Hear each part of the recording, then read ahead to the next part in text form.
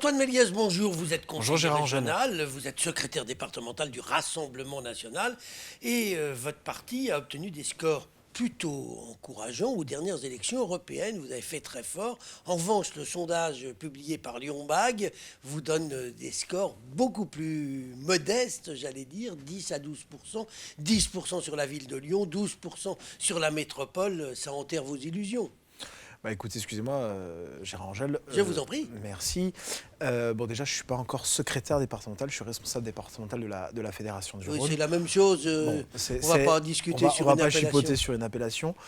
Concernant le sondage qui est paru là dans Lyon Mag, je tiens quand même à préciser, ce qui est intéressant, c'est de remarquer que la candidature du Rassemblement national fait 10% à Lyon, le même score que Jordan Bardella aux élections européennes. C'est-à-dire qu'on se maintient quand même à un niveau très intéressant, au niveau des 10%, sur une ville qui était réputée être un désert électoral, ce qui n'est pas le cas. Voilà, donc ça c'est le premier point, et ma première analyse c'est, nous sommes bien présents, et nous serons très présents dans cette élection municipale à Lyon. Alors justement, parlons de Lyon, on parlera de la métropole juste après. D'accord. Lyon, on continue. D'abord, vous n'avez toujours pas de candidat ou de candidate, on ne sait toujours pas qui c'est. Mais Ça- vous verrez. ça va venir. Vous verrez. Ça changera rien. Certains nous disent qu'on est en retard. Quand j'ai vu le psychodrame à La République En Marche entre le clan Collomb, le clan Kimfeld, etc. Et puis nous, contrairement à la droite, les Républicains, on ne va pas parachuter quelqu'un qui est originaire de Divonne-les-Bains. Donc, si vous voulez, on n'a pas de retard à prendre. Mais par contre, je peux vous dire qu'on aura un candidat, une candidate qui sera au niveau et qui portera une véritable espérance pour Lyon et qui créera la surprise à Lyon. J'en suis persuadé. En fait, votre candidat ou votre candidate, ça n'a aucune importance. Ce qui compte, c'est l'étiquette chez vous. L'étiquette joue beaucoup. C'est sûr que contrairement à d'autres formations politiques, elle est quand même porteuse d'espoir. C'est comme La République En Marche, vous mettez non, une chèvre avec marqué LREM et elle c'est élu. elle est porteuse d'espoir, mais justement sur cette élection-là, j'ai vraiment souhaité proposer à la Commission nationale d'investiture des profils, des personnalités qui non seulement sont enracinées, qui sont reconnues, connues et qui ont les compétences pour justement mener une belle campagne municipale à Lyon. Antoine Méliès, 10% en général sur la ville, ça veut dire que vous n'êtes pas sûr d'être au second tour, parce qu'il suffirait que vous baissiez un tout petit peu et vous avez plus les 10%.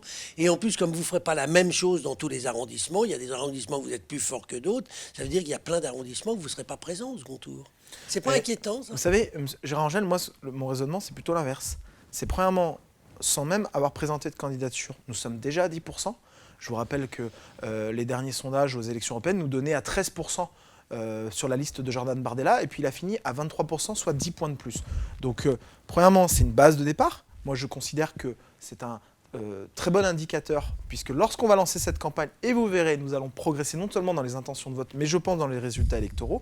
Et ensuite, ça veut dire que, certes, on est plus faible dans certains arrondissements, traditionnellement assez difficiles, mais ça veut dire qu'on est très fort dans d'autres. Ça démontre bien que notre mouvement politique est quand même bien ancré dans cette ville de Lyon, alors qu'on nous avait annoncé que nous allons disparaître des grandes villes, etc. Ça n'est pas le cas, et je peux vous dire que la campagne municipale le démontrera, nous serons au-dessus de 10%. Alors parlons maintenant de la campagne pour les métropolitaines. Là, on connaît votre candidat, c'est Andrea Cotarac, ancien mélenchoniste. Est-ce que vous ne craignez pas que quand les gens vont savoir que c'est un ancien mélenchoniste qui porte vos couleurs, certains de vos électeurs traditionnels aillent voir ailleurs en se disant « nous, on ne veut pas d'un type de gauche ». Mais il ne vous aura pas échappé, Gérard Angèle, puisque vous êtes un observateur attentif de la vie politique lyonnaise et également du parcours d'Andrea Cotarac, que Andrea Cotarac, il a quitté la France Insoumise pour les bonnes raisons. C'est-à-dire que, il l'a quitté à cause de son ambiguïté sur l'islamisme.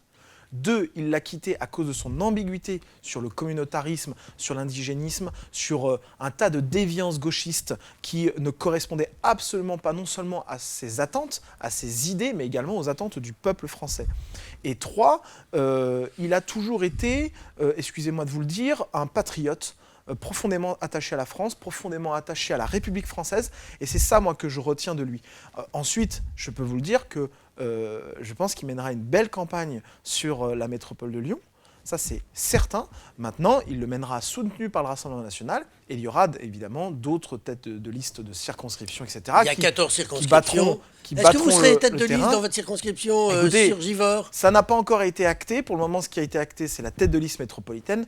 Maintenant, j'ai porté ma candidature et j'espère pouvoir mener ce beau combat sur la circonscription des Launay-Coteaux. Alors 12% sur la métropole, le sondage crédite la liste que mènera Cotarac de 12%. C'est bien, mais ça ne vous permet pas de briguer la présidence de la métropole. Vous faites pas d'illusions. Vous savez que le prochain président, il ne s'appellera pas Andrea Cotarac. Mais vous savez, Gérard Jacques, je pense qu'aujourd'hui, il faut rester très prudent. Parce que même Attendez, si vous faites 10% de 12%, plus... 12% sans même avoir commencé, on est au-dessus de l'actuel président de la métropole, David Kimmelfeld. Et je tiens à vous le dire d'ailleurs, que je me réjouis de ce sondage parce que nous l'avons toujours dit, notre adversaire principal, c'est David Kimmelfeld. Et nous souhaitons absolument pas que ce monsieur soit le prochain président de la métropole. Vous préférez Gérard Collomb? C'est pas la question de qui on préfère, etc. C'est ma oui, question. mais c'est votre question. Moi, j'ai mes réponses. Gérard Collomb a un passif, clairement. C'est un opposant politique. Mais moi, je retiendrai toujours une chose chez Gérard Collomb, c'est quand il a été ministre de l'Intérieur. Il avait cette phrase qui avait donné raison au Rassemblement national. Aujourd'hui, nous vivons côte à côte. J'ai peur que demain, nous vivions face à face. Au moins, lui, contrairement à David Kimmelfeld, avait eu un éclair de lucidité. Maintenant, sur la question des politiques métropolitaines, je peux vous le dire, 12%, sans même avoir commencé à faire campagne, c'est une très bonne base de départ. Ça démontre qu'on est très fort dans de nombreux territoires périurbains et ça démontre surtout qu'il y a un vrai rejet de la métropole de Lyon telle qu'elle est en train de se construire aujourd'hui. Eh ben, on verra ce que ça donne dans les semaines qui viennent avec la campagne qui va maintenant vraiment démarrer, notamment de votre côté. Antoine Méliès, je vous remercie. Merci à vous.